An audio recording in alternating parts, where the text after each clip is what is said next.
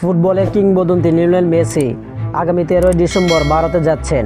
আর এই বিশেষ দিনে কলকাতায় ফুটবল প্রেমীদের জন্য আরও একটি বড় চমক অপেক্ষা করছে। জানা গেছে মেসির সঙ্গে একই মঞ্চে উপস্থিত থাকবেন বলিউড কিং শাহরুখ খান। একই মঞ্চে ফুটবল এবং বিনোদন জগতে এই দুই তারকার উপস্থিতি কলকাতাবাসীর জন্য একটি ঐতিহাসিক মুহূর্ত হতে চলেছে। বিস্তারিত প্রতিবেদনে। দীর্ঘ প্রতীক্ষার পর 13 ডিসেম্বর মেসি কলকাতায় পা রাখবেন। ফুটবল প্রেমীরা ইতিমধ্যেই তাকে এক ঝলক দেখার জন্য প্রতিচ্ছবি নিচ্ছেন। গত 2রা নভেম্বর নিজের জন্মদিনে শাহরুখ খান কলকাতা যাওয়ার ইঙ্গিত দিলেও এবার সামাজিক যোগাযোগ মাধ্যম এক্সকে তিনি তার আগমনের আসল কারণ স্পষ্ট করেছেন। শাহরুখ তার পোস্টে লেখেন, এবার কলকাতার নাইট প্ল্যান করছি না, বরং দিনে মেসি রাইট হবে।